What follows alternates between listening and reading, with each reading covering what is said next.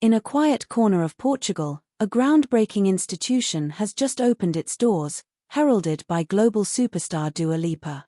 This isn't just any library, it's a sanctuary, a defiant beacon dedicated to books that authorities, across different eras and continents, deemed too dangerous, too subversive, or too challenging to exist.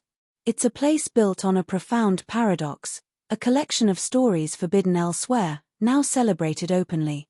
The very act of attempting to silence these narratives has, ironically, endowed them with a unique, almost mythical power.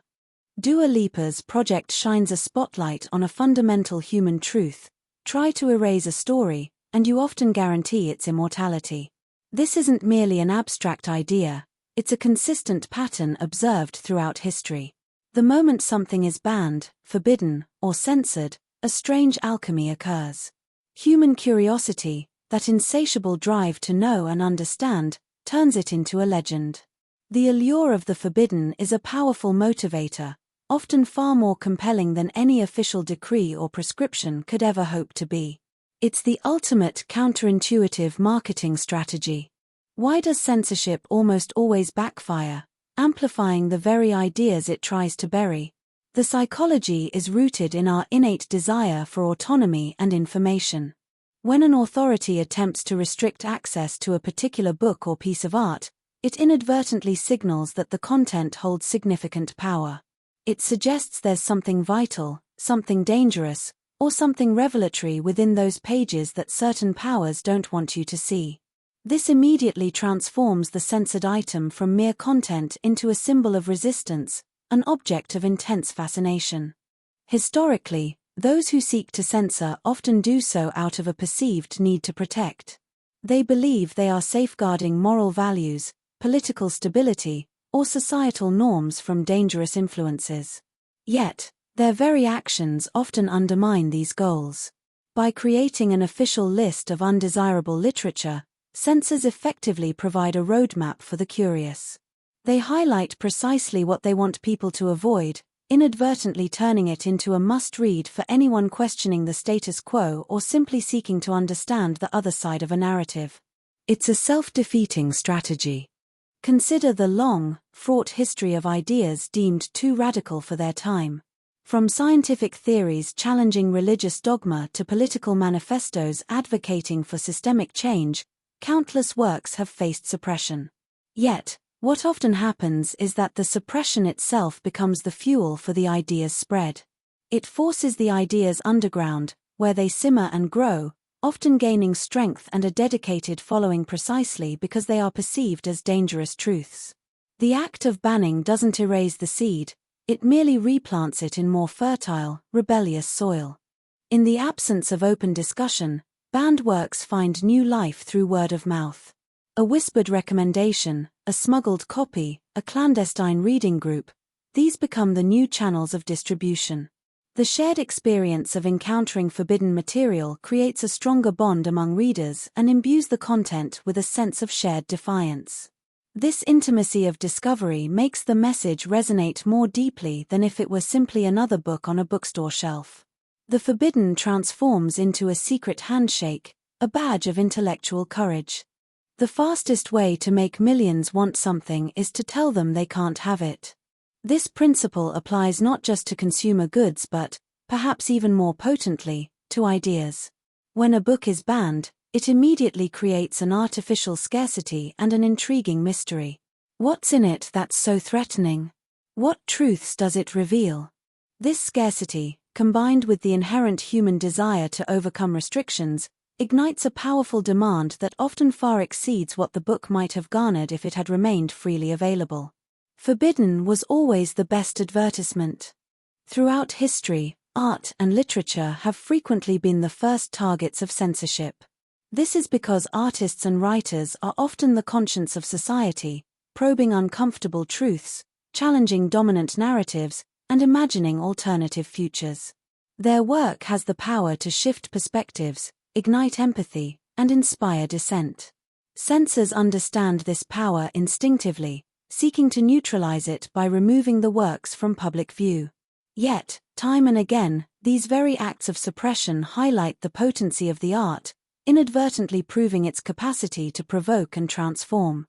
Often, censorship campaigns are fueled by moral panic or serve as a distraction from larger societal issues. By focusing public attention on dangerous books, authorities can divert scrutiny from their own failings or from systemic problems. This strategy, however, rarely achieves its long-term goals. While it might temporarily suppress uncomfortable conversations, the underlying issues persist. And the books, once freed from their temporary confinement, emerge with even greater symbolic weight, representing not just their original message but also the struggle for truth and open dialogue. In the digital age, the dynamics of censorship have become even more complex.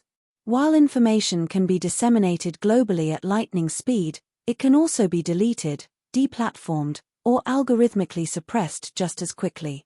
Yet, the core psychological response remains. When content is flagged, removed, or demonetized, it often gains instant notoriety. Screenshots, re-uploads, and mentions across alternative platforms ensure its survival and spread. The Internet, designed for free flow, paradoxically highlights the forbidden, making outright erasure almost impossible. A delete button often serves as an amplify button. The story of banned books is, in essence, a legacy of human defiance. It's a testament to the enduring power of ideas over brute force, of intellect over suppression. Every banned book, from ancient philosophical texts to modern political critiques, carries with it not just its original narrative, but also the story of its struggle to exist. They are not merely collections of words, they are monuments to freedom of thought, symbols of the courageous individuals who wrote, published, or simply insisted on reading them, despite the risks. They are history's persistent whispers. And this brings us back to Portugal, and to Dua Lipa's bold initiative. The establishment of a library dedicated specifically to banned and censored books is more than just an archival project. It is a powerful, living statement. It recognizes that these books are not merely historical curiosities but essential voices that have shaped, challenged, and illuminated our understanding of the world. By giving them a physical home, a place of honor, it directly confronts the very impulse of censorship and celebrates the triumph of human inquiry over restriction. Dua Lipa, known for her electrifying stage presence and chart-topping music, uses her platform not just for entertainment, but for advocacy.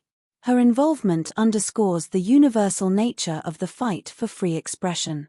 It transforms a localized project into a global message, inviting people from all walks of life to consider the value of unrestricted knowledge. She represents a new generation of public figures who understand that influence can be wielded not just in stadiums, but in quiet spaces where ideas are nurtured and defended against suppression. Her motivation is clear: to keep these vital stories alive.